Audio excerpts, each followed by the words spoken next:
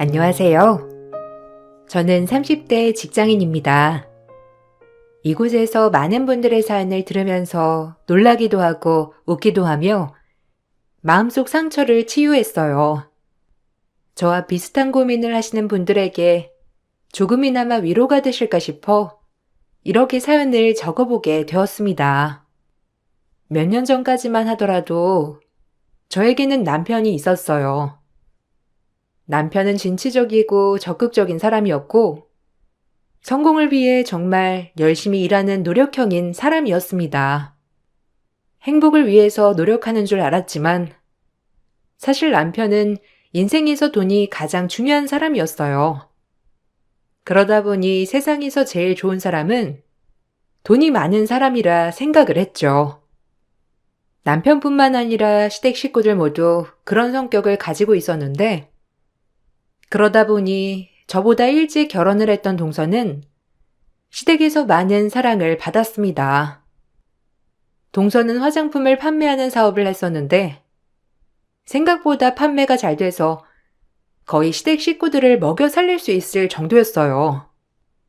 저도 처음에는 동서가 정말 대단하다고 생각을 했었는데 결혼하면서 같이 지내다 보니 돈이 많은 만큼 인성을 갖춘 건 아니더라고요.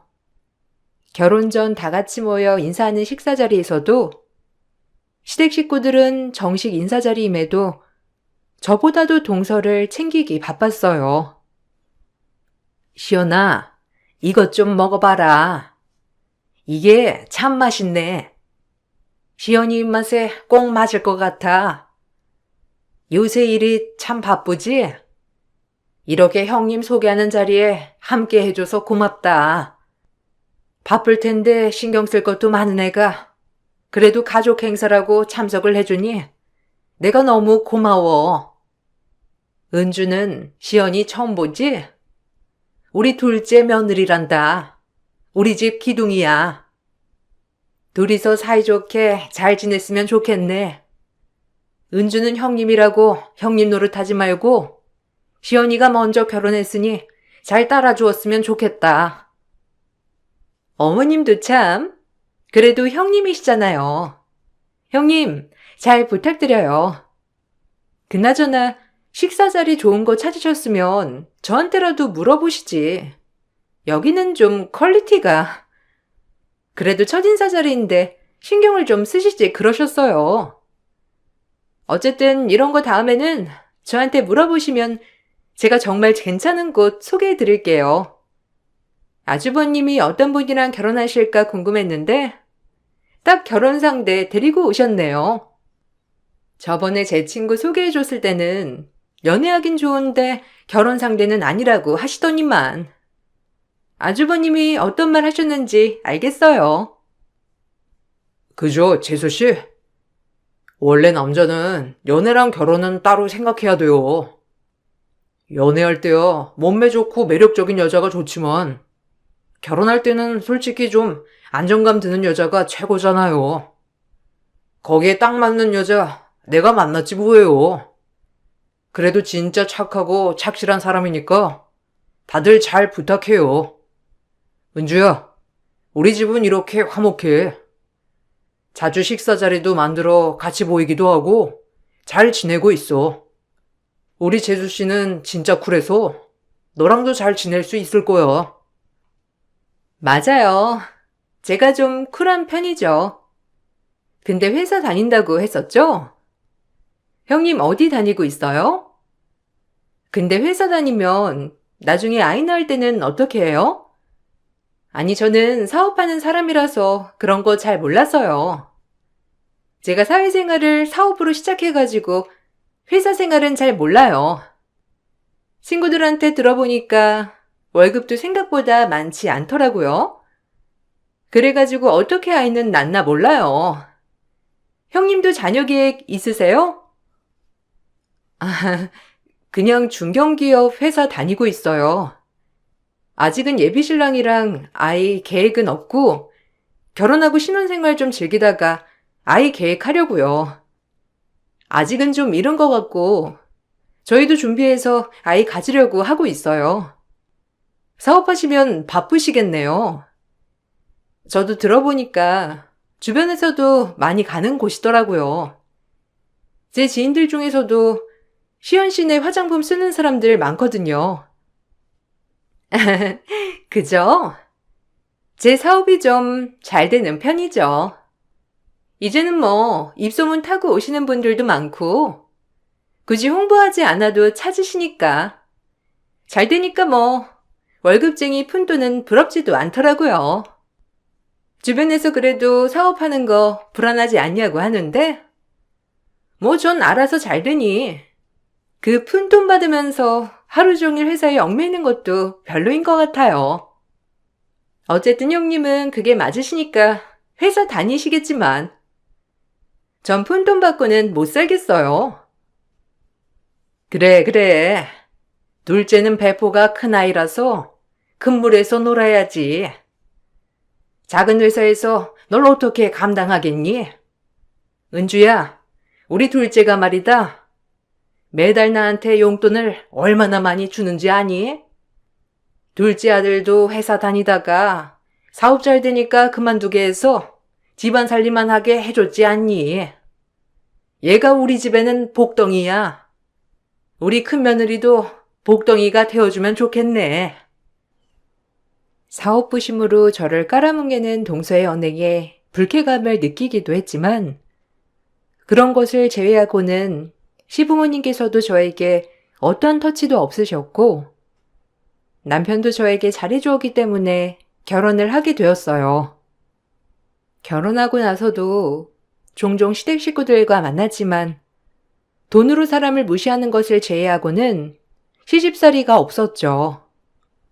그렇지만 점점 생활하면서 돈으로 사람을 무시하는 것이 심해지기 시작했는데 처음에는 동서가 절 무시했지만 점점 남편도 저와 동서를 비교하기 시작했죠. 당신 그거 들었어? 진우 차 바꿨다더라. 이번에 신형으로 나온 외제차 있지?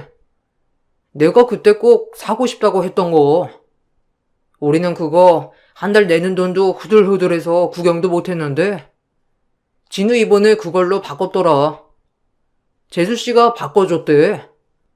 그래도 밖에 나갈 때는 당당하게 나가라면서 재수씨가 그거 뽑아줬다고 하더라고. 와, 나 그거 듣고 얼마나 부러웠는지. 아이고, 우리 마누라는 언제 그런 차 나한테 뽑아주나? 그거 어차피 렌트라며. 그냥 동서가 돈 내주는 거지. 무슨 일시불로 산 것도 아니던데 왜 부러워해? 우리가 그 차 사는 거랑 마찬가지인 거야. 우리가 그 차 사도 일시불로 못 사고 할부로 매달 내야 하는 것처럼 동서네도 그 차 일시불로 산 게 아니라 매달 돈 내야 하는 거라고. 그게 부러워?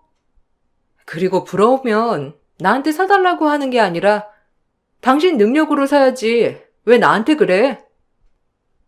아니, 걔는 마누라 잘 만나서 회사도 때려치우고 매일 집안 살림만 하고 있잖아. 솔직히 부러워서 그러지. 걔는 매일 일어나서 운동하고 쉬다가 저녁도 재수씨가 좋아하는 거 사 먹으러 가니 집에서 뭐 할 일이나 있겠어? 근데 남편 기 살려준다고 외제차도 턱턱 뽑아주지. 너무 부럽잖아. 재수씨 안 만났으면 그런 거 걔가 끌고 다닐 일이 있었겠어? 그냥 부러워서 그러는 거지. 그래, 동서 능력 좋은 거 인정해. 돈도 많이 번다며. 근데 그걸 나랑 비교하면 어떡해? 당신은 내가 다른 남편이랑 비교해서 말하면 기분 좋아? 기분 나쁠 거면서 왜 나랑 동서를 비교하는 거야? 그리고 나 결혼할 때 당신 차 바꿔줬잖아. 그거 일시불로 바꿔줬는데 뭐가 모자라서 그러는 건데? 제발 우리 남들 사는 거랑 비교하면서 살지 말자. 그렇게 하면 기분이 좋아져? 서로 기분 나쁘기만 하잖아. 난 국산 차였잖아. 동생은 외제차 몰고 다니는데 형이 창피하게 국산차 몰고 다니면 되겠어? 어쨌든 부럽다, 부러워. 난 그냥 부러워서 한 말이야. 당신 자격지심 있어? 재수씨가 더 잘 나가니까 당신 좀 자격지심 생기는 것 같다. 그러니까 재수씨한테 잘 보여. 혹시 몰라? 분점이라도 되면 당신한테 맡길지. 당신이 잘 보여가지고 분점 당신한테 주면 당신도 좋고 나도 좋고 다 좋은 거잖아. 남편은 은근히 저와 동서를 비교했는데, 물론 동서가 능력이 있고 돈을 잘 버는 건 알고 있었지만, 저도 제 일을 사랑하고 노력하고 열심히 살고 있었기 때문에 괜찮다고 생각을 했었거든요. 남편의 비교로 저는 제 자신이 너무나 작아지는 느낌을 받았고, 심지어 시댁에서도 항상 동서만 챙기는 느낌이었죠. 그러다 시모 생신이 다가오면서 백화점에 선물을 사러 갔다가 우연히 동서를 마주치게 되었는데, 역시나 동서는 저를 무시했습니다. 어머, 형님, 여기까진 어쩐 일이세요? 백화점에 뭐 사러 오셨어요? 여기 지금 행사도 안 하고 있어서 형님이 사시기에는 가격대가 좀 있을 텐데. 뭐 사시려고요? 혹시 어머님 생신 선물 사러 오신 거예요? 아우, 형님, 부담스러우셨나 보다. 저 신경 쓰이셔서 여기까지 오신 거죠? 아유, 됐어요, 형님. 저 신경 안 쓰셔도 돼요. 형님 월급으로 비싼 거 사드리면 나중에 감당 어떻게 하시려고. 아, 동서, 아니야. 그냥 어머님 저번에 보니까 지갑이 낡으셨더라고. 그거 바꿔드리려고 온 거야. 동서는 여기 어쩐 일이야? 동서도 어머님 생신 선물 사러 온 거야? 뭐 사려고? 혹시나 겹치면 안 되니까 서로 공유하자. 나는 어머님 지갑 사려고 하는데 동서는 뭐 드리려고? 생신 때 식당 예약해서 밥 먹으려고 하는데 동서가 그때 괜찮은 곳 많이 알고 있다고 했잖아. 추천 좀 해줄 수 있어? 아, 저는 따로 선물은 안 드려요. 솔직히 제가 시댁에 해드리는 것만 해도 많아서 굳이 생일까지 챙길 필요가 있을까 싶어서요. 오늘은 제가 예약한 가방 받으러 온 거예요. 어머님 생신 식당 가서 먹으려고요? 그래도 형님이 계신데 생신상 차리셔야죠. 저야 뭐 비싼 코스 요리 이런 거 사드릴 수 있지만 솔직히 형님네는 사정이 그러시니 직접 상 차리셔서 성의를 보이시는 게 낫지 않겠어요? 생신상? 동서도 처음에 결혼하고 생신상 차려드렸어? 아, 나는 그때 회사 일이 있어가지고 시간을 뺄 수 없을 것 같은데. 그냥 동서가 괜찮은 곳 추천 좀 해줘. 어쨌든 1년에 한 번밖에 없는 생신인데 좋은 곳에서 축하해드리고 싶어서. 동서도 그날 올 거지? 저녁에 같이 시간 맞춰서 어머님 아버님이랑 같이 식사하자. 어른들 편하게 드실 수 있는 곳으로 추천 좀 해줘. 형님은 제가 추천한 곳 급이 안 맞으실 것 같은데. 어쨌든 몇 곳 추천은 해드릴게요. 아, 그리고 저는 어머님 생신에 못 가요. 사업도 바쁘고 시간 빼기도 어렵고요. 어머님도 다 이해하시니까 괜찮을 거예요. 어쨌든 추천해준 곳 가격대가 좀 있을 수 있으니까 참고하세요. 근데 그렇게 무리하면 나중에 생활비 빠듯하시지 않겠어요? 시모의 생신으로 선물을 사러 갔던 저는 동서에게 식당 추천을 부탁했고, 동서는 정말 비싼 식당을 추천해주면서 제가 급에 맞지 않을 것 같다는 말도 서슴지 않게 했죠. 절 무시하는 동서를 보면서 기분이 나빴지만 어쨌든 동서 기준에서는 그럴 수 있겠다 생각을 하고 넘어갔어요. 시모의 생신 때에는 결국 제가 직접 생신상을 차려드렸고 시부모님 모두 너무나 좋아하셨어요. 동서는 사업이 바쁘다며 참석하지 않았지만 그 와중에도 시댁 식구들은 없는 동서를 챙기기 급급했는데 그때부터 전 이 집 식구들에게 저는 무엇일까 고민을 하게 되었죠. 그러다가 제가 임신을 하게 되었고 임신을 하고 나서 초기 입덧이 너무 심해서 한 끼도 못 먹었었어요. 매주 있던 가족 모임에도 참석을 하지 못하게 되었는데 동서가 갑자기 전화가 왔어요. 형님, 괜찮아요? 아주버님이 형님 입덧이 진짜 심하다고 하던데 진짜 심한 거예요? 정말 한 끼도 못 먹고 있는 거예요? 아니, 얼마나 입덧이 심하면 가족들 다 모인 자리에 오지도 않고 그래도 가족 모임은 다 참석하기로 했는데 형님이 안 오셔서 좀 그랬어요. 어쨌든 저희끼리 밥 잘 먹긴 했는데 뭐 입덧하면서 일주일에 5kg나 빠지셨다면서요? 괜찮아. 생각보다 입덧이 심해서 어딜 움직일 수가 없네. 입덧하는 게 이렇게 힘든 건가 봐. 다음에 입덧 좀 나아지면 참석할게. 병원에서도 쉬어야 한다고 하고 시간 지나야 나아진다고 하더라고. 조금 더 지나면 입덧 괜찮아진다고 하는데 아직까지는 음식을 못 먹고 있어. 몸무게가 너무 빠져가지고 병원에서도 입원해야 된다고 하더라고. 에이, 형님.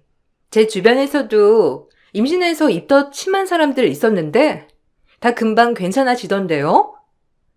그냥 먹고 싶은 거 조금씩 먹고 그러면 그렇게 심하게 오진 않던데. 형님이 귀찮다고 안 챙겨 먹고 그래서 그런 거 아니에요? 입덧 그거 좀 정신력 아닌가? 정신력으로 버티고 그러면 입덧도 나아진다고 하던데. 형님이 그냥 입덧하는 핑계로 누워버린 거 아니에요? 저한테만 솔직히 말해봐요. 동서, 무슨 소리야? 나 진짜 힘 하나도 없고 지금도 누워있어. 물도 못 넘겨서 탈수까지 오기 직전인데 무슨 그런 소리를 해? 누가 정신력이라고 했어? 병원에서도 못 참겠으면 입원해서 있어도 된다고 할 정도인데 누가 정신력이라고 한 거야? 동서 그렇게 말하지 마. 나 좀 서운하려고 그래. 어쨌든 걱정해줘서 고마워. 다음에 입덧 좀 더 나아지면 연락할게. 형님, 삐지셨어요? 형님 아픈데 안 알아줘서 삐지신 거예요? 아휴, 임신하면 호르몬 때문에 기분도 왔다 갔다 한다더니만. 형님도 그러시는구나? 알겠어요. 제가 말 잘못했어요. 아주버님이 오셔가지고 형님 엄청 힘들어한다고 유난히시길래 얼마나 힘드셔서 그런가 궁금해서 전화해봤어요. 그래도 입덧하면 아이가 건강하게 있다는 거니까 몸 잘 챙기세요. 입덧으로 힘들어 몸져놓은 저에게 전화를 내 입덧은 정신력으로 극복할 수 있는 거라며 속을 뒤집는 말을 하는 동서를 보면서 전 너무나 화가 났어요.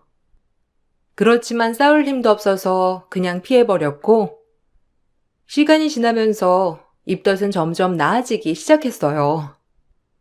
처음에는 물도 넘어가지 않아서 몸무게가 빠질 정도였는데 조금씩 시간이 지나면서 음식도 먹을 수 있었고 기운을 차릴 수 있었답니다. 그렇게 되니 동서는 제 남편에게 관심 받으려고 일부러 입덧 연기한 거 아니냐며 말을 하기도 했더라고요. 동서가 그런 말을 한 것을 듣고선 전 너무나 황당하고 어이가 없었어요. 동서가 속으로는 나를 그렇게 생각하고 있었구나 생각하니 어이가 없더라고요. 더 어이없는 일은 제 입덧이 끝나고 얼마 지나지 않아 발생했는데 동서가 얼마 후에 임신을 하게 된 것이죠. 동서는 임신 초기부터 입덧으로 고생을 했고 동서가 입덧을 시작하자 온 시댁 식구들은 난리가 났습니다. 심지어 제가 입덧을 할 때는 어쩔 수 없는 거라며 대수롭지 않게 생각했던 남편 또한 동서 입덧에 동동거리기 시작했습니다. 당신, 그때 입덧할 때 뭐 먹으니까 좀 괜찮아졌지? 그때 무슨 사탕인가 뭐 먹으면 좀 낫다고 하지 않았나? 병원에서도 근데 시간 지나야 괜찮아진다고 했었나? 아, 그때 샀던 사탕 좀 남은 거 있어? 재수 씨가 이번에 입덧 때문에 엄청 고생하는 모양이더라고. 물도 못 마시고 매일 누워가지고 토만 하고 있으니까 가족들 다 걱정이 이만저만이 아니야. 아, 당신 웃긴다. 내가 입덧할 때는 자연스러운 거라고 어쩔 수 없다고 그냥 버티라고 했잖아. 그래 놓고서는 무슨 동서 입덧한다고 그렇게 동동거려? 동서한테도 가서 그냥 버텨야 한다고 말해줘. 입덧에 무슨 약이 있어. 그냥 시간 지나길 바라는 거지. 동서는 근데 왜 입덧했다고 누워있대? 나한테는 정신력이 약하니 어쩌니 하면서 못 버티는 게 웃기다고 했으면서. 당신 무슨 말을 그렇게 해? 몰랐으니까 그렇게 말한 거지. 생각보다 입덧이 심해서 그런 거야. 원래 재수 씨 엄청 강하고 잘 버티는데 진짜 입덧이 심하게 왔나 봐. 그래도 당신은 일어나서 화장실도 가고 그럴 수 있었잖아. 재수 씨는 일어나기도 힘든 모양이더라고. 사람마다 입덧 정도가 다른데 왜 당신은 당신 힘든 정도만 생각해가지고 그렇게 말을 해? 뭐? 와, 당신 진짜 개그 아니? 나 입덧할 때 병원에서도 이렇게 심하면 입원해야 된다고 말했을 때 당신이 됐다고 했잖아. 괜찮다고 집에서 쉬면서 있으면 괜찮아질 거라면서 그랬잖아. 병원에서도 내 입덧이 심한 케이스라고 했는데도 그렇게 무시했으면서 당신이 나보다 동서 상태가 심한지 안 심한지 어떻게 알아? 도련님한테 들어보니까 병원에서는 입덧하는 것 치고는 몸무게도 잘 늘고 있다고 그랬다면서. 아무것도 먹지 못하는 것도 아니던데 왜 그래? 아니, 당신은 같이 임신한 사람이면서 왜 임산부 마음을 몰라주는 거야? 당신 그렇게 마음 쓰면 안 돼. 뱃속 아이가 그거 다 듣고 느끼고 있는 거라고. 어쨌든 당신 입덧했을 때 괜찮았던 거 좀 말해줘. 가서 재수 씨 좀 사주게. 저렇게 고생하는 거 보면서 엄마랑 아빠도 엄청 걱정하시는데 내가 가만히 있을 수 없지. 가서 뭐라도 도와줘야 하지 않겠어? 당신도 재수 씨한테 가서 뭐 도와줄 거 없냐고 좀 해봐. 남편은 어이없게도 입덧을 하는 동서를 도와주라며 저에게 요구를 했고, 전 그런 남편의 행동이 이해가 되지 않았어요. 자기 자식을 품고 있는 저에게는 임신했다고 유난 떨면 안 된다면서 평소와 다름없이 대해놓고서는 동서가 임신을 하자마자 마치 귀한 아이를 품어 있는 것처럼 모시기 시작했거든요. 남편뿐만 아니라 시댁 식구들 모두 동서를 귀한 몸 모시듯이 모셨고, 그러면서 전 찬밥 신세가 되었습니다. 심지어 시모는 동서에게 매일매일 사고를 고아 가져다 주기도 했다는 걸 알게 되었고, 거기다가 시부는 매일 동서의 사업장으로 출퇴근까지 시켜주셨죠. 남편 또한 동서가 먹고 싶다는 음식을 여러 번 사주기도 했더라고요. 그런 와중에 저에게는 그 누구도 관심을 주지 않았고, 전 이런 상황이 서운하다며 남편에게 말을 했어요. 당신 좀 너무하다는 생각 안 해? 당신 자식 임신하고 있는 건 난데 왜 나는 찬밥 신세고 동서는 챙기는 건데? 아니, 나랑은 산부인과 한번 같이 안 가주면서 당신이 왜 도련님 대신 동서 데리고 병원에 갔다 오는 거야? 도대체 왜 나는 이렇게 뒷전인 거야? 나도 힘들어.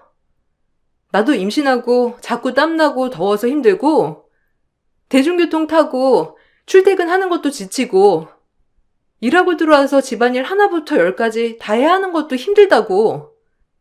난 왜 안 도와주는 거야?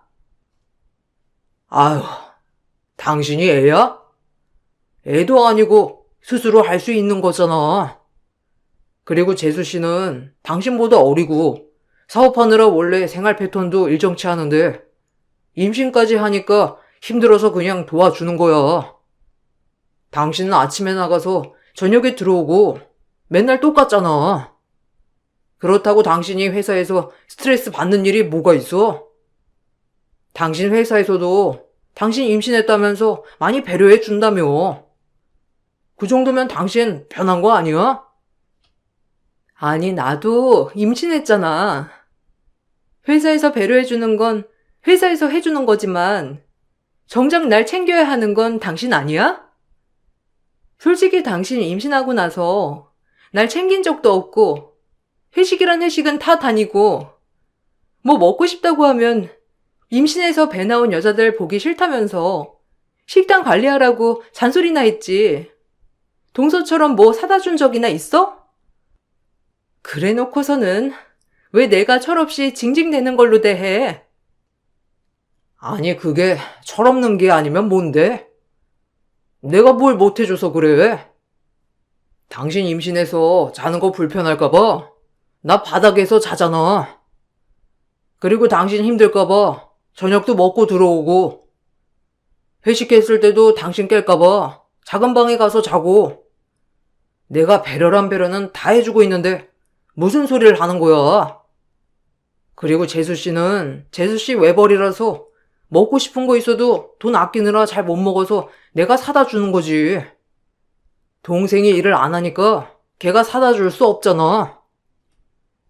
아니, 그니까 그걸 왜 당신이 하고 앉아있냐고. 동서 돈 잘 번다며. 그 돈 다 도련님한테 준다면서. 도련님이 그 돈으로 사주면 되는 거 아니야? 그걸 왜 당신이 하고 있냐고 물어보는 거잖아. 그리고 어머님, 아버님도 너무하셔. 나한테는 몸 괜찮냐? 아이 잘 크고 있냐? 한번 물어보시지 않으시면서. 동서한테는 사골이며 전복이며 몸에 좋다는 건 다 챙겨 보내시고, 나한테 동서 힘드니까 가서 집안일 좀 해주라고 시키시기나 하시고. 이게 너무한 게 아니면 뭐야? 아, 좀 윗사람이면 마음을 곱게 써. 재수씨 당신보다 아랫사람이고 어려. 어떻게 재수씨가 우리 가족 생각하는 것보다 못하냐? 당신 그렇게 쫌생이처럼 생각하면 나중에 아이한테 그게 다 간다니까? 아이 태어나면 내가 어련히 잘할까? 지금은 당신 보기에도 건강하고 괜찮아 보이니까 그것보다 안 좋아 보이는 재수씨 좀 챙겨주는 거야. 내가 당신 몸도 안 좋은데 재수씨 챙기겠어? 출산일이 다가오면서 시댁 식구들과 남편의 태도에 전 너무나 실망을 했고, 거기다가 중간중간 나를 놀리듯이 전화 오는 동서가 얄밉기도 하고 제 자신이 너무나 비참하기도 했습니다. 그래도 뱃속에 아이가 있었기 때문에 기운을 냈어요. 아무도 챙겨주지 않았지만 저 혼자 출산용품도 준비를 하고 아이용품도 준비를 하면서 출산을 준비했죠. 그 와중에도 남편은 내가 샀던 출산용품을 형님으로서 동서에게 나눠주라며 허락도 없이 가져가기도 했어요. 저는 그런 남편의 태도에 정말 있는 정 없는 정 다 떨어지기 시작했는데, 결국 제가 폭발하게 된 사건은 바로 명절에 발생했어요. 명절날 온 가족이 모여 음식을 만들고 있을 때 저와 동서가 동시에 진통이 오기 시작했어요. 저는 명절쯤이 출산 예정일이라 곧 출산이 임박했다는 걸 알았지만, 동서는 아직 꽤 남아있음에도 제가 배가 아프다고 하자마자 동서도 아프다며 눕기 시작했죠. 여보, 나 진통 온 것 같아. 아까부터 배가 슬슬 아팠는데 지금은 간격이 10분도 안 돼. 병원에 전화해보니까 지금 바로 병원에 오라고 하는데 우리 가자. 일단 나 먼저 병원에 내려주고 출산 준비해야 한다고 하면 집에 가서 짐 좀 챙겨서 와줘. 내가 다 준비해놔서 아이 방에 놓아놨거든? 그거 그대로 가지고 오면 돼. 뭐해? 얼른 갈 준비해. 뭔 소리야? 병원을 지금 왜 가? 너 지금 이 상황 안 보여? 재수 씨 지금 배 아파가지고 바닥 뒹굴뒹굴 구르고 있잖아. 너 그거 가진통이야.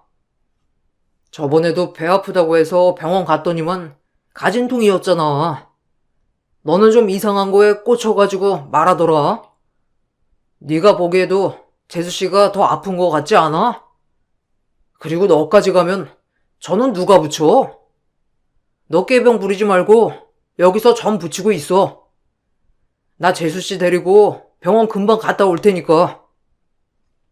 아니, 당신이 왜 가? 도련님도 계시잖아. 당신은 나랑 같이 병원에 가자. 나 진짜 지금 장난 아니야. 배가 슬슬 더 많이 아파져. 오늘은 진짠 것 같아. 진짜 저번이랑 비교 안 되게 아프다고. 우리 출산 예정일도 내일이잖아. 진통 맞는 것 같으니까 동서는 도련님이랑 가라고 하고 당신은 나랑 병원 가자. 병원에서도 지금 바로 오라고 했다니까? 아이, 너 그거 진통 아니라고. 저번에도 진짜 아프다면서 간 거 잊었어? 괜히 재수 씨 아프다고 하니까 당신 오버하는 거잖아. 됐어. 그냥 여기 있어. 조금 있으면 또 괜찮아질 거야. 당신 또 재수 씨한테 자격지심 있어가지고 그러는 거야? 정 아프거들랑 택시 불러서 가봐. 어차피 가봤자 아이 오늘 안 나와. 재수 씨 조기 진통 있었다고 하는데 이 상황에서 어떻게 동생이 운전하냐? 그냥 알아서 가. 남편은 정말 아프다고 눈물까지 흘리면서 말하는 저를 내팽개치고는 동서를 데리고 병원으로 향했어요. 온 시댁 식구들이 다 같이 동서 병원으로 가는 바람에 시댁에는 덩그러니 저만 남게 되었습니다. 그런데 시간이 지날수록 배는 점점 더 아파오고 참을 수 없는 지경까지 오게 되었고 결국 전 구급차를 불러서 병원으로 향하게 되었어요. 가는 도중에 친정으로 전화해 엄마를 불렀고 전 그날 출산을 했습니다. 나중에 들어보니 동서는 가진통이었다고 했는데 급하게 병원으로 오신 엄마는 제 상황을 듣고서는 무척이나 화가 나셨습니다. 안 그래도 임신 기간 내내 남편이 저에게 했던 일들을 어느 정도 알고 계셨는데 출산일까지 뒷전이었다는 걸 알고 나서는 엄마는 분노를 폭발하셨죠. 반나절이나 지나고 난 후 남편은 병원에 나타났고 화를 내는 엄마에게 남편은 거짓말로 변명까지 했어요. 자네, 지금 이게 뭐 하는 짓인가? 임신하고 나서 우리 애 잘 챙기지도 않아. 내가 안 그래도 자네 두고 보고 있었는데 출산일까지 이렇게 우리 애 내버려두고 지금 뭐 하는 거야? 거기다가 오늘 자네 어딜 갔던 거야? 아이 낳았다고 한 지 몇 시간이나 지났는데 왜 이제야 여길 오는 거냐고? 우리 애가 출산하고서 얼마나 울었는지 알기나 하나? 도대체 정말 뭐 하는 거야? 장모님, 죄송합니다. 거래처에 갑자기 급한 일이 생겨서 피치 못하게 제가 가봐야 했어요. 와이프도 그냥 가보라고 했고 별로 아프다고 안 했어가지고 오늘 출산할 거라고 제가 생각을 못했습니다. 얼마 전에도 가진통 때문에 병원 여러 번 왔다 갔다 했던 터라 이번에도 가진통이라 생각을 했습니다. 정말 죄송합니다. 장모님, 제 불찰입니다. 지금 자네 거짓말하고 있는 거야? 내가 우리한테 들은 게 있는데 지금 거짓말하고 있는 거냐고? 아니, 그 집에서는 우리 애는 며느리가 아니라니? 당장 출산해도 모자란 애들이고 명절 음식 한다는 것도 기가 막혔는데 진통 와서 고생하는 애 내팽개치고선 그 식구들 다들 어디 갔나? 그게 말이 된다고 생각해? 나 이번 일 가만히 안 있을 거야. 그동안 우리 애 그 집에서 데리고 올까 수천 번 고민했는데 이제는 안 되겠네. 장모님, 죄송합니다. 그렇지만 장모님이 생각하시는 것처럼 저희 가족들 이 사람 그냥 내팽개치지 않았습니다. 임신했다고 해서 집안일에 신경 쓰게 해본 적 없고 저희 어머니 아버지 시집살이 한번 시켜본 적 없습니다. 고작 제가 재수 씨 아픈 거 챙겼다고 해서 이러시는 거면 저야말로 서운합니다. 장모님께서 저한테 이렇게 큰 소리 치실 만큼 제가 잘못한 게 있다고 생각 안 합니다. 뭐? 아, 정말 안 되겠네. 우리 애가 자네랑 이혼 안 하겠다고 해도 내가 끌고 올 거야. 어디서 감히 귀한 우리 딸을 이따위로 대접을 해?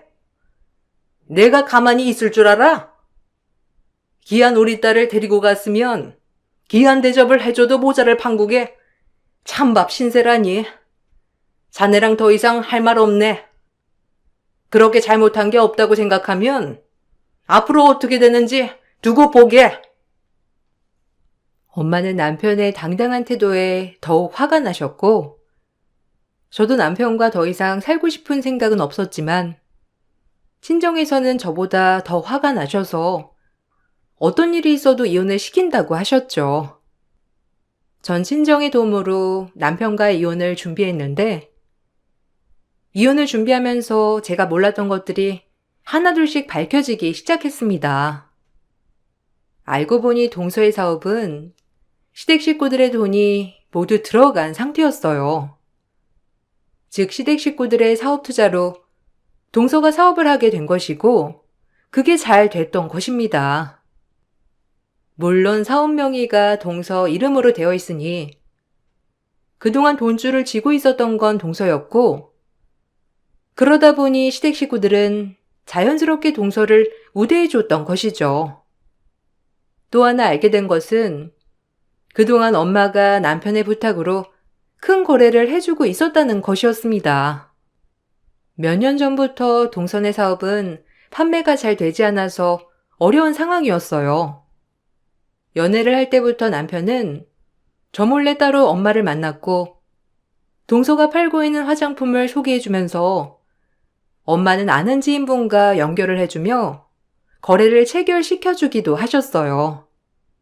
그러면서 동서의 사업은 점점 더 발전해갔던 것이었습니다.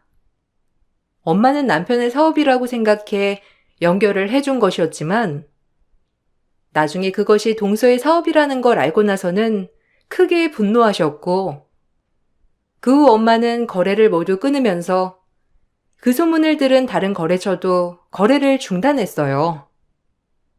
그러면서 동서의 사업은 위기를 맞게 되었고 그동안 모은 돈 없이 펑펑 쓰던 동서는 지출을 모두 감당하지 못하면서 결국 제가 이혼하기 전에 동서 사업은 파산을 하게 되었어요. 시댁 식구들의 투자금도 모두 날리게 되었는데 그 상황까지 되어서야 남편은 저에게 미안하다며 사과를 하더라고요. 여보, 내가 미안해. 사실 우리 집 식구들이 다 재수 씨 사업에 투자를 한 상태라서 그 돈 다시 돌려받으려면 재수 씨한테 잘해줄 수밖에 없었어.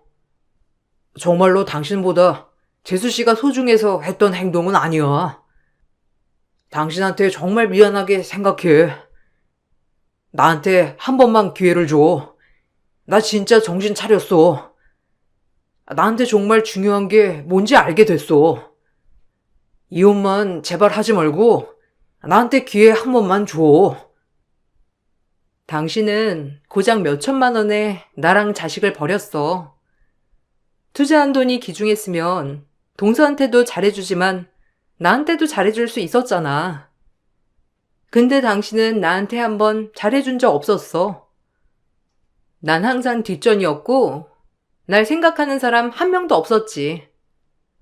내 앞에서 동서가 날 무시했을 때도 그 누구 하나 말리거나 화내준 적도 없어. 오히려 서운해하는 나를 속 좁은 사람으로 만들었지. 그런 짓을 해놓고서는 어떻게 한 번만 더 기회를 달라는 뻔뻔한 말을 해? 아, 미안해. 내가 입이 10개라도 할 말이 없어. 나중에 투자금 다 받고 돈 많이 벌게 되면 당신이 그때는 좋아해 줄 거라 생각했어.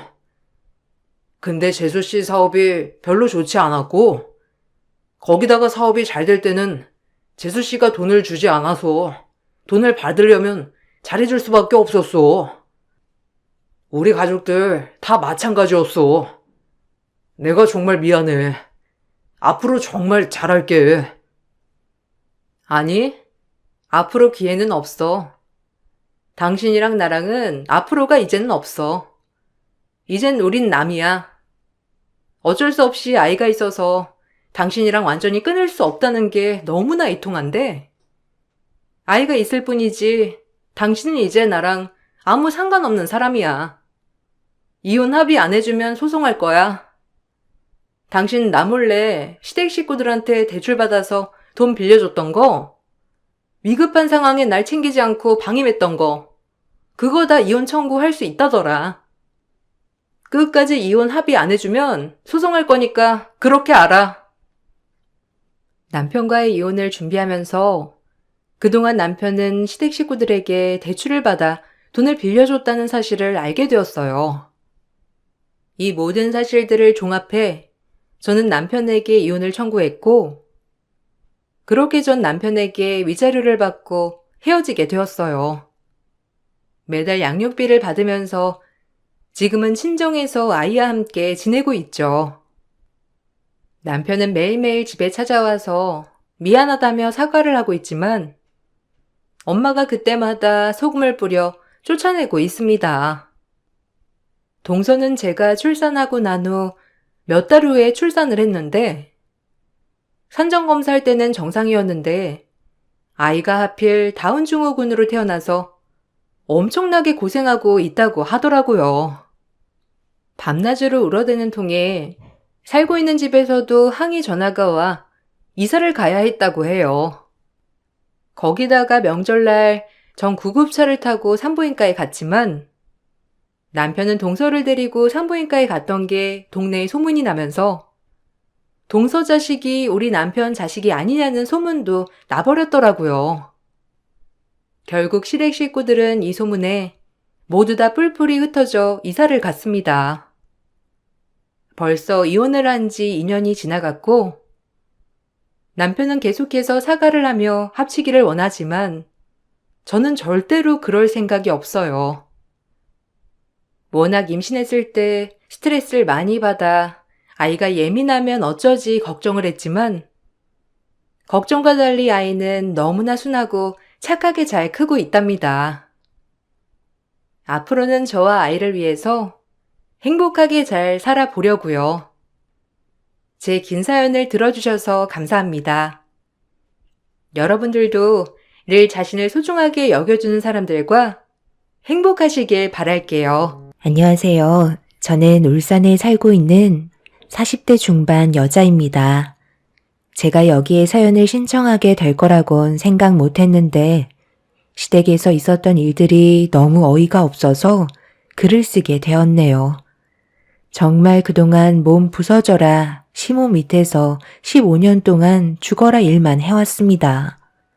남편과 결혼을 하고 먹고 살아야 하니 당연한 거였는데 항상 저에게 밥 먹듯이 했던 말들은 전부 다 거짓이었다는 걸 이번 일을 통해서 알 수 있었습니다.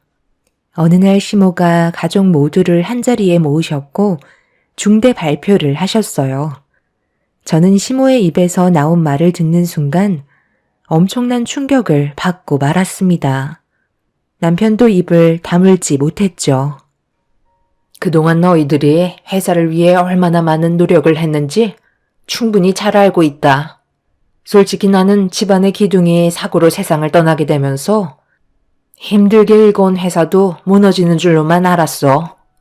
하지만 정말 서로가 위기를 이겨내고 지금의 자리까지 오게 만들었던 부분에 대해 너무 고맙게 생각하고 있다.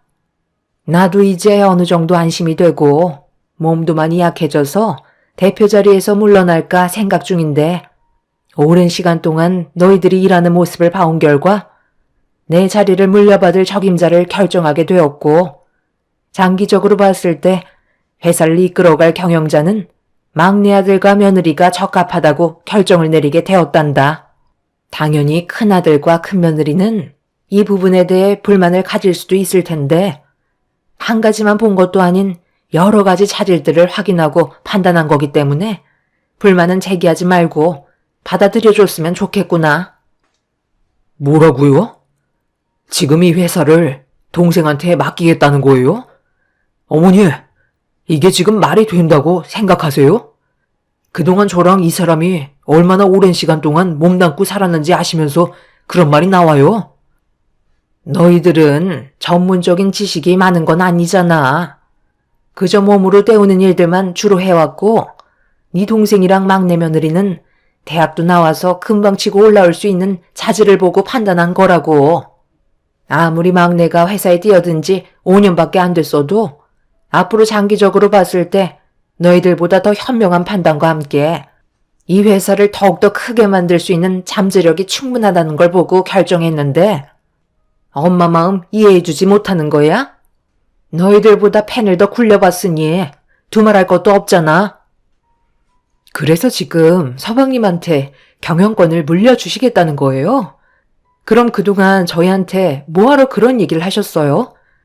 이 회사는 저희 거라고 장남이 물려받아야 된다면서 무조건 대표 자리를 남편에게 넘겨준다고 하셨잖아요. 그런 말들 전부 다 거짓이었던 거예요? 그저 일만 시키려고 생각하신 거냐고요.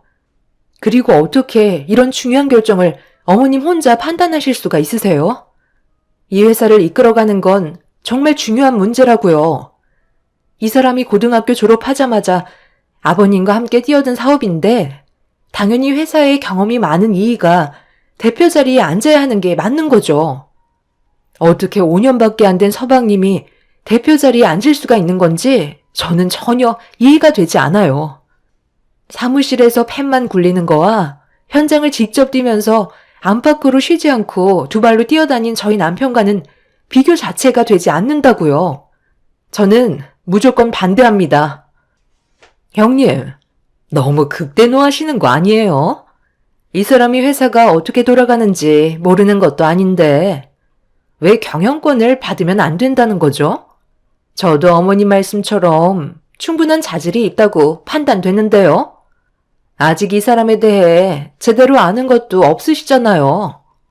그리고 대표 자리에 앉으려 해도 유식한 사람이 앉아야 무게감도 있고 회사에 대해 이미지도 좋게 평가를 받을 수 있는 거죠.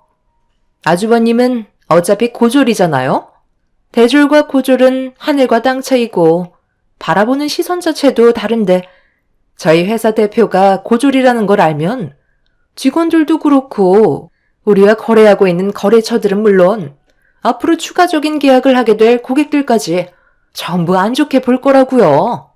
왜 하나만 알고 둘은 모르는 거죠? 이러니 몸으로 때우는 일만 하는 거예요. 그래, 나도 막내 며느리가 하는 말에 찬성하는 입장이다. 회사의 이미지가 얼마나 중요한지 우리가 모르는 거 아니잖아. 너희들은 어차피 현장직이 어울리지. 사무실에 앉아서 펜 굴리는 건 적성에 맞지 않잖아. 그러니 대표직은 막내 아들이 물려받는 걸로 하도록 하자. 벌써 임원진들과도 충분히 상의했고 반대하는 직원들 하나도 없으니까 조만간 대표 취임식이 있을 예정이니 그 전에 바쁜 일들은 전부 다 처리하고 이미 결정된 거 너희들도 좋게 받아들이거라. 아무것도 변화된 거 없다. 우리는 이 회사를 위해 열심히 앞만 보며 달려가면 되는 거야. 내 말 무슨 뜻인지 알지? 남편은 화가 머리끝까지 올라와선 흥분을 가라앉히지 못하고 있었어요. 그만큼 기대했던 한마디인데 남편이 아닌 시동생을 대표 자리에 앉히겠다는 말을 들었을 때 엄청난 충격을 받게 되었죠. 남편과 저는 정말 당연하게 생각했던 문제가 왜 이렇게 되어버렸는지 이해를 할 수가 없었고, 시동생도 대표 자리에 앉길 원하고 있었네요. 남편은 더 이상 얼굴 붉히면서 대화하고 싶지 않았는지 자리에서 일어나 집 밖으로 뛰쳐나갔어요. 하지만 시모는 눈길 한 번 주지 않았습니다. 원래 남편도 대학을 가고 싶어 했지만 세상을 먼저 떠난 시부께서 회사의 경영을 배우라며 일찍부터 사회에 발을 들이게 하셨죠. 워낙 성격이 있으신 분이시라 남편은 시부의 말을 따를 수밖에 없었어요. 그렇게 시부와 함께 몸바쳐 키워왔던 자식 같은 회사를 동선애에게 물려준다는 건 정말 말도 안 되는 일이었습니다. 집으로 돌아온 남편은 분을 가라앉히지 못하고 있었어요. 그만큼 기대했던 한마디인데 시모는 왜 그런 결정을 내리셨는지 알 수가 없었죠. 그날 이후 남편은 의욕을 상실해선 일을 제대로 하지 못하고 있었어요. 정신적인 충격이 상당했던 것 같아 보였습니다. 그런데 남편의 모습을 지켜보고 있던 시댁 식구들이 남편의 태도에 불만을 가지고 있었는지 화를 내기 시작했어요. 너는 집안의 장남이라는 놈이 속이 그렇게 좁아 터져서 이 회사를 이끌어갈 수 있겠어?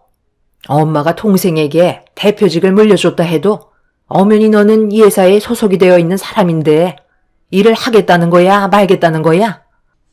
솔직히 이번 일을 통해서 형한테 실망 많이 했어. 내 밑에서 일하는 게 그렇게 싫었어? 어떻게 회사에서 대놓고 티를 팍팍 낼 수 있는 거야? 정말 너무하네. 나는 그래도 최선을 다해서 아버지가 남기고 가신 회사를 어떻게 해서든 키우려 하는데 형이 대표직을 받지 못했다고 다른 사람들에게까지 피해가 갈 정도로 행동하는 건 문제가 있다고 생각해. 저번에도 분명 말씀드렸는데 언제까지 그러실 거예요? 이제 어느 정도 적응하실 때도 됐잖아요. 회사가 장난도 아니고 모두의 생계가 달린 문제인데 영업도 안 나가시고 현장에서 일하실 의욕도 전혀 없어 보이는데 저희가 왜 높은 월급을 드려야 하는지 모르겠네요. 어머님, 솔직히 아주버님이랑 형님이 받으시는 월급 너무 많아요. 제가 봤을 때 그 정도로 많이 받으실 필요는 없어 보이는데 이번 일도 있으니 삭감 처리도 나쁘지 않을 것 같은데요. 동서는 좀 조용히 하고 있으면 안 될까? 지금 어떤 상태인지 분위기 파악을 못하고 있는 거야? 분위기 파악은 형님이 못하고 계신 것 같은데요. 이가 이제 회사 대표인 거 모르세요? 대표 말을 따라야 하는 거지. 직원이 일하기 싫어하는 티 팍팍 내고 있는데 누가 그걸 보고 좋아하겠어요? 일하는 모습이 너무 형편없으니 무조건 삭감 처리하도록 하겠습니다. 당신도 이제 대표잖아. 모든 건 확실하게 말을 해야 된다고. 공과 사는 구분해야 될 거 아니야? 일하기 싫으면 때려치워라. 그나들 너한테 너무 큰 실망을 했다. 동생한테 물려준 게 서운했어도 너희 아빠가 힘들게 이끌어온 회사인데 이런 식으로 행동을 해? 일하기 싫으면 당장 때려치우고 2번 다시 나오지 말던지. 너 알아서 해라.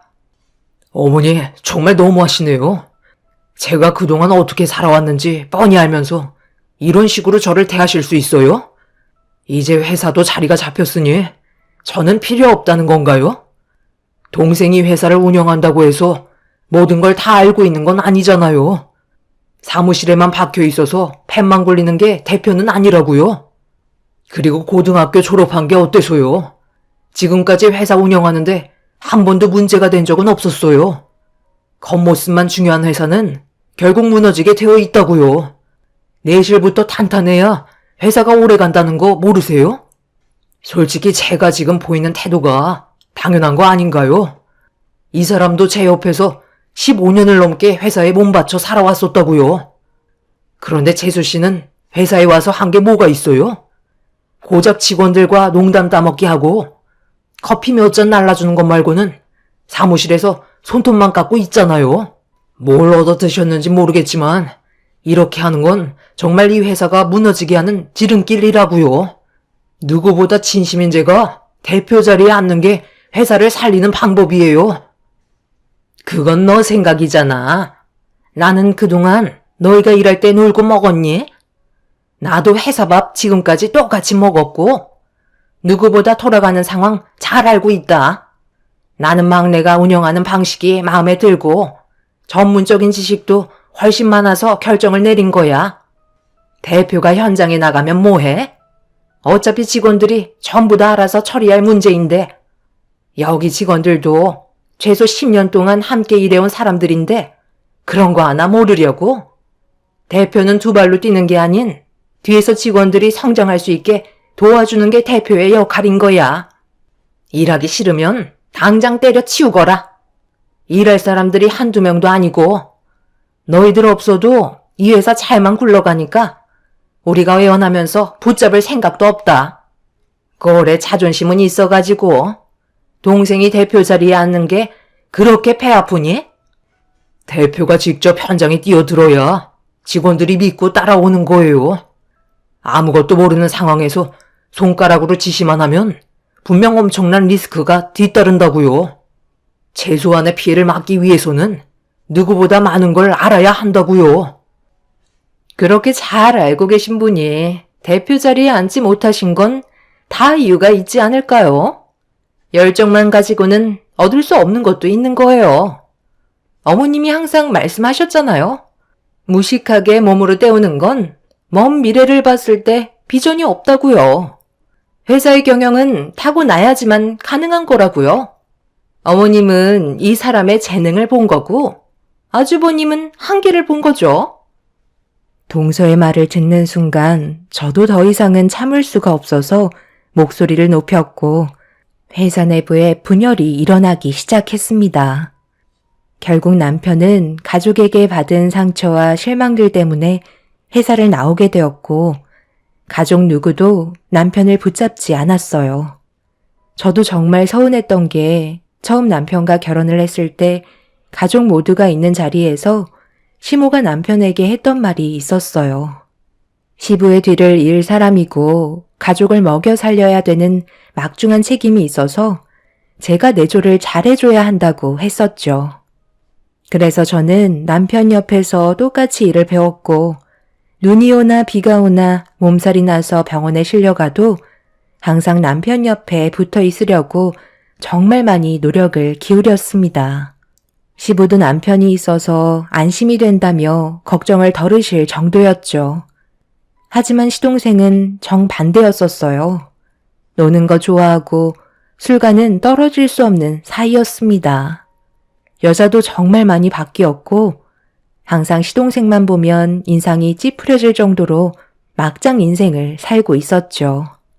그런데 동서를 만나면서 변화된 모습을 보여주더니 어느 날 갑자기 회사의 경영에 관심을 가지기 시작했고 조금씩 일을 배워가면서 자리를 잡아갔어요. 남편도 그렇고 저 또한 배우자를 잘 만나서 철이 들었다고 생각을 했었지 대표 자리에 앉으려고 밑밥을 깔고 있었다는 건 조금도 생각해 본 적이 없었습니다. 그만큼 저희 부부가 왔을 때 시동생은 대표 자리에 앉기에는 많이 부족한 상태였어요. 그런데 이런 충격적인 결과를 가져오게 되면서 남편은 아예 의욕 자체를 상실하게 된 거였죠. 그동안 쌓아왔던 것들이 시모의 한마디로 한순간에 무너지게 되어버렸으니까요. 거기에 더해 대놓고 무시하는 시모의 행동은 저희를 회사에서 이탈하게까지 만들어 버렸습니다. 그날 이후 남편은 회사에 발도 들이지 않았고 핸드폰의 전원도 꺼버린 상태였어요. 저도 남편 옆에 있는 동안 전화를 받고 싶지 않아 똑같이 핸드폰을 꺼버렸네요.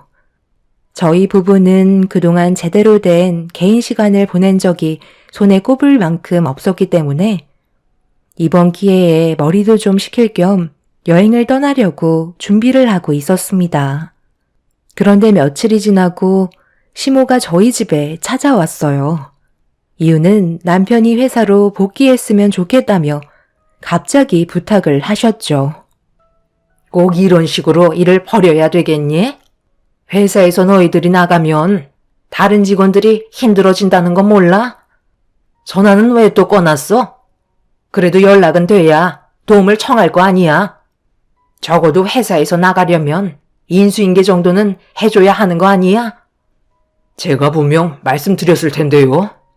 더 이상 회사에 미련 없고 그동안 모아놓은 재산으로 여행이나 다니면서 마음 편히 살려고요. 벌만큼 벌었는데 저도 이제 보상 받아야죠. 대사안조한테 도움을 요청하셔봤자 저는 더 이상 회사에 소속된 직원이 아니기 때문에 도와드릴 수 없습니다. 엄마가 그렇게 아끼고 감싸고 있는 대표인 동생한테 가서 해결하라고 하세요. 저희 가족은 오늘 떠나야 하거든요. 일정에 방해되니까 그만 돌아가 주시죠. 큰 소리 치고 싶지 않습니다. 너 지금 엄마한테 뭐하는 행동이야? 정말 갈 때까지 가겠다는 건 아니지? 인연까지 끊어버리고 싶은 거야? 더 이상 미련 없다니까요. 하고 싶은 대로 하세요. 인연 끊겠다는 말에 제가 눈 하나 깜빡할 것 같아요. 어머님, 이 사람 제발 그만 좀 괴롭히세요. 지금 상황에 어떻게 다시 회사로 들어가요? 그리고 어머님 아들이잖아요. 왜 서방님만 감싸고 도는 거죠? 저는 정말 이해를 못하겠어요. 도대체 뭘 원하시길래 상황을 이렇게까지 안 좋게 만드시는 건데요? 이 사람도 머리를 식힐 시간이 필요해요. 앞으로 무슨 일이 있더라도 찾아오지 않으셨으면 좋겠어요. 저도 어머님 얼굴 뵙고 싶지 않고 더 이상 엮이고 싶지도 않아요. 어차피 다시 회사에 들어가 봤자 저희가 할 수 있는 건 서방님이 사고 친 거 뒤나 닦아주는 신세겠죠. 제 말 틀린 거 아니잖아요? 지금 뭔가 문제가 생겨서 찾아오신 거 아닌가요? 그래, 며느리 네 말이 맞다. 큰 문제는 아니고 회사에 작은 문제가 하나 생겼는데 그걸 좀 처리해줬으면 좋겠구나. 너희들이 골치 아픈 일 뒤처리해주는 담당이잖아? 대표가 가서 수습하는 건 이미지상 보기 안 좋잖니?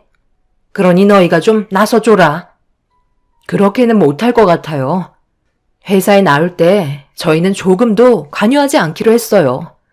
진짜 회사를 원하신다면 모든 걸 다시 제자리로 돌려놓으시면 되겠네요. 그게 아니라면 어머님이 얻으실 수 있는 건 더 이상 아무것도 없으실 거예요. 시모는 제 말이 끝나자마자 버르장머리가 없다며 머리채를 잡았어요. 남편이 급하게 시모와 저를 분리시켜줬지만 제 머리채를 잡는 순간 저도 이성을 잃어버렸기 때문에 그동안 쌓여있던 불만들을 폭풍이 휘몰아칠 듯 퍼붓기 시작했습니다. 시모는 제가 난리를 치자 당황하셨는지 꼬리를 내리시곤 나중에 다시 찾아오겠다며 급하게 자리를 피하셨어요. 시모가 다녀간 이후 저희 가족이 준비한 여행에도 차질이 생겼고 이미 기분이 상해버린 터라 일정을 취소하고 말았습니다. 정말 오래간만에 애들과 함께 바람 좀 쐬려고 했던 건데 시모의 생각 없는 행동들이 제 흥분을 가라앉히지 못하게 만들었어요. 그래서 남편에게는 잠깐 바람 좀 쐬고 오겠다며 혼자서 밖으로 나와 차를 타고 회사를 향해 달려갔죠. 저희 부부가 그동안 노력했던 온갖 희생들에 대한 배신이라 더는 참고 넘어갈 수가 없었네요. 그렇게 회사에 도착한 뒤에 시댁 식구들이 있을 사무실에 발을 들였는데 대표실에서 동선혜와 시모가 서로 심각한 대화를 주고받고 있었습니다. 걱정하지 마라. 여태까지 숨겨왔는데 아무것도 모르고 있잖아? 이번 기회에 제대로 자리 잡으면 되는 거니까 엄마 말만 믿고 따라오면 아무 일 없을 거다. 아까 내가 너희 형 집에 다녀왔는데 이미 모든 걸 포기한 것 같더라. 더는 이 회사에 미련이 없어 보였다니까. 내가 두 눈으로 똑똑히 확인했으니 그만 불안해하고 앞으로 네가 대표로서 회사를 잘 이끌어가도록 노력하면 되는 거야. 직원들 대부분 근속 연수가 10년이 넘어가는데 걱정할 필요 전혀 없어. 엄마 말대로 제가 대표가 돼서 좋긴 한데 우리가 정말 잘할 수 있을까? 솔직히 대표 자리는 형이 어울리는데. 너는 누구 아들이야? 내 아들이야. 그네는 내 아들이 아니잖아? 그럼 엄마는 누구한테 대표 자리를 앉혀주고 싶겠어? 당연히 너한테 이 자리를 물려주고 싶은 거야. 내가 이 날만 얼마나 기다렸는데 밑바닥 작업 튼튼하게 다져놨으니까 무너질 일은 절대 없을 거다. 어차피 시간이 지나면 너도 자연스럽게 알아가는 것들이고 모르는 건 다른 직원들한테 배우면 되는 거야. 그런 건 전혀 부끄러운 게 아니란다.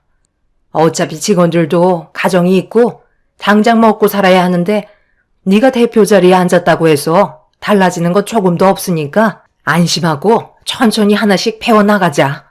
그 정도는 노력할 수 있는 거잖아. 형님이랑 아주버님이 이 사실을 알면 아주 까무러치겠어요. 어머님은 그동안 이런 사실을 어떻게 숨기고 있었어요? 몇 년도 아니고 오랜 기간 동안 진실을 숨긴다는 건 정말 힘든 일이었을 텐데 정말 대단하세요. 저도 옆에서 도울 수 있는 건 뭐든 할 테니까 걱정하지 마시고 어머님은 이제 집에서 두 발 뻗고 푹 쉬세요. 저희가 그래도 회사 밥 먹은 지 5년이나 됐잖아요. 그래, 너만 믿고 있으마. 똑 부러지는 막내 며느리 때문에 내가 그래도 조금은 마음이 놓인다. 나도 이제 남은 인생 마음 편히 살아도 되지? 그동안 누리지 못했던 것들 좀 하면서 살아가야 하지 않겠어? 이제야 속이 후련하네. 지금 뭐라고 하셨어요? 저희 남편이랑 서방님이 배다른 자식이라는 말이에요?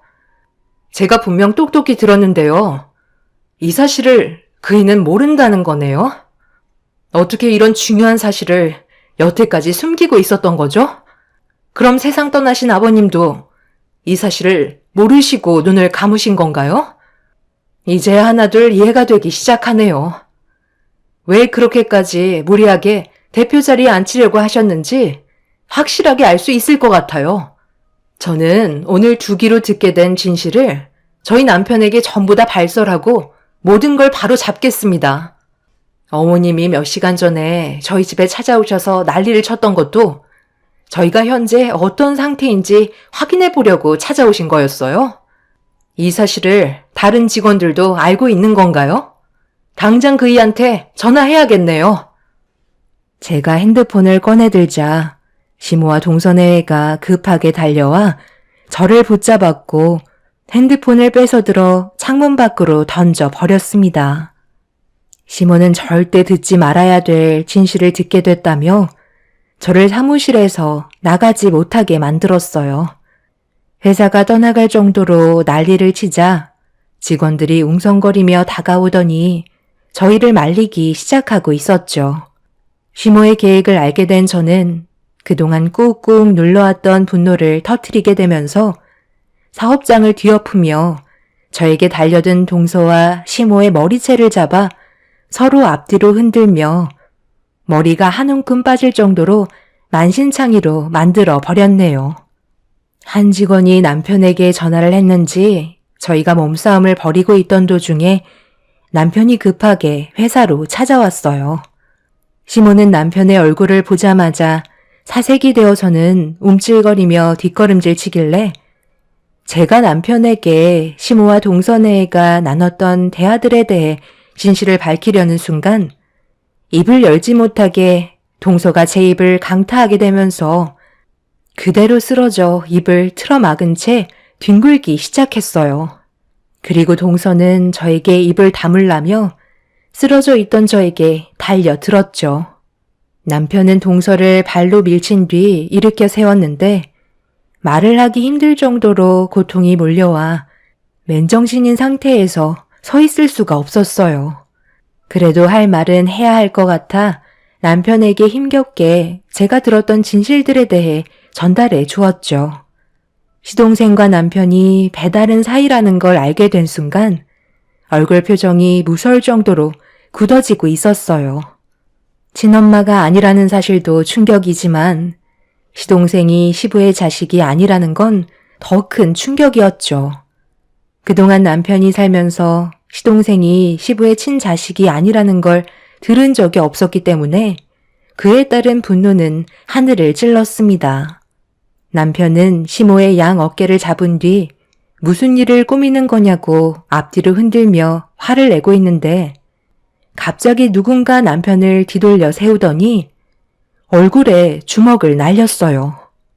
그리고 시모는 정체 모를 남자의 뒤로 숨었습니다. 세상을 떠난 시부와 나이대가 비슷해 보였는데 처음 본 남자는 시동생과 많이 닮아 있다는 걸 확인할 수 있었고 저희는 그 모습을 보고 경악을 할 수밖에 없었네요. 시모는 저희를 보며 입을 열었습니다. 너희들이 이렇게 난리를 쳐봤자 아무 소용없다. 어차피 끝난 일이고 너희들은 이미 퇴사 처리가 되었다고. 내가 인연 끊자고 했지? 이제 남남이니 더 이상 상관할 바 아니잖아? 거기에다가 너는 내 친아들도 아닌데 이제 와서 뭐 어쩌게? 너희들이 할 수 있는 건 아무것도 없다. 그동안 속았던 사람들이 멍청한 거지. 살아생전 너희 아빠가 회사에만 정신 팔려서 내가 다른 사람의 애를 임신했다는 걸 몰랐던 건데 누굴 탓하겠니? 아무래도 너희 친엄마에 대해 궁금하겠지. 그런데 이거 어쩌지? 이미 네가 아주 어렸을 적에 사고로 세상을 떠났었다. 나는 그 사람 밑에서 일하던 직원이었고 내가 빈자리를 꿰차기에 아주 좋은 타이밍이었지. 그래서 아이를 돌봐주겠다는 이유를 대면서 너희 아빠와 재혼을 하게 된 거야. 그때부터 이중생활을 한 건데 너희 아빠는 그걸 전혀 모르고 있던 눈치더라고. 그래서 지금까지 나도 편하게 속이며 살고 있었지. 이제 내가 왜 이렇게까지 했는지 이해가 되지? 대충 알아먹었으면 이제 그만 내 회사에서 싹 다 물러가라. 그리고 2번 다시 찾아오지 말아라. 남편은 시모의 말에 상당한 충격을 받았는지 더 이상 아무 말도 하지 못하고 시모와 시동생을 번갈아 가면서 쳐다보고 있었어요. 남편은 두 주먹을 부들부들 떨면서 절대 가만두지 않겠다며 회사를 나왔습니다. 그날 이후 남편은 정말 달라진 모습을 보여주고 있었어요. 두 눈에 엄청난 분노로 가득 차 있었죠. 하루 온종일 전화만 붙잡고 있으면서 무언가를 준비하고 있었습니다. 저는 남편이 부탁하는 것들을 도와주기 시작했고 몇 달이 지나서 저희는 다른 계획을 세우게 되었죠. 남편은 시부에게 그동안 물려받았던 회사 생활에 대한 노하우들과 기술들로 똑같은 회사를 차렸고 한평생 같이 일해왔던 많은 사람들을 남편 쪽으로 되돌리기 위해 엄청난 노력을 기울였어요. 그에 따른 손해도 막대했었죠.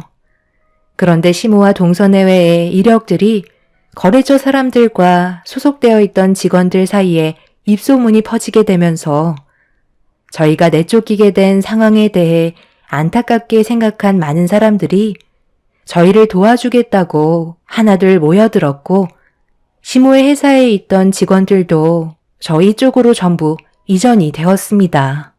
시모는 새로운 직원을 뽑으면 된다고 했지만 한번 금이 가기 시작한 회사는 결국 무너지게 되었고 간판만 달고 있는 빈 껍데기로 남게 되었죠. 시부는 남편에게 회사가 아닌 많은 거래처와 직원들에게 신뢰라는 재산을 남겨주신 거였어요. 저희를 돕겠다고 두 팔 걷어붙인 많은 분들 덕분에 남편은 새 출발을 할 수 있었습니다. 아들, 정말 1억이야? 우리가 함께 살아온 삶을 이런 식으로 끝낼 거냐고. 네가 그렇게 아끼던 동생이 지금 너 때문에 망했는데 어떻게 눈 하나 깜빡 안 하고 연락을 하지 않는 거니? 세상 떠난 너희 아빠는 가족 간의 분열을 원하지 않을 거다. 가족 간의 분열은 당신이 자초한 거 아닌가요? 저는 더 이상 할 말이 없습니다. 이미 모든 걸 다 알아버렸는데 제가 받아줄 이유가 없죠. 당장 나가주세요. 유식한 자식이랑 며느리 데리고 있으신데 뭐가 문제예요? 충분히 일어날 수 있는 조건이 되잖아요. 저희는 절대 받아줄 생각 조금도 없으니까 잘난 가족들 데리고 열심히 살아보세요. 이미 저희 관계는 예전에 끝난 거라고요. 결국 시모는 사정사정하면서 다시 좋은 관계로 돌아가길 원했지만 이미 판은 커져버린 상태였기 때문에 받아줄 마음은 조금도 없었습니다. 그날 이후 시모와 동서내외는 텅텅 비어버린 회사에 겉핥기식으로 배운 걸로 직원들을 새로 뽑아 억지로 운영을 하다가 빚만 떠안고 싹 다 알거지 인생이 되어버렸네요. 시동생은 다시 예전의 상태로 돌아가 인생을 막 살기 시작했고 동서는 그런 시동생과 함께 살고 싶지 않다며 이혼을 하게 되었습니다. 저희한테 몇 번이나 도움을 요청했지만 현재까지 조금도 도와주지 않고 있는 상태입니다. 그리고 시모가 망하게 만든 시부의 회사를 남편이 다시 되찾아 새롭게 리모델링해서 운영을 하고 있습니다. 정말 너무나도 충격적인 일들이 눈앞에 펼쳐지는 바람에 저희가 겪게 된 아픔은 엄청났고 지금도 믿어지지 않고 있습니다. 많은 분들의 도움이 아니었다면 저희는 정말 삶이 힘들어졌을 텐데 남편을 믿고 따라와 주신 많은 분들께 이 자리를 빌려 감사하다는 말을 전해드리고 싶네요. 앞으로 그 사람들과 더 이상 엮이고 싶지 않습니다. 남은 인생 남편과 자식들 보며 행복하게 살길 바랄 뿐이네요. 제 사연 들어주신 분들, 올해도 하시는 일이 무엇이든 좋은 일들만 가득하시길 바랍니다. 감사합니다.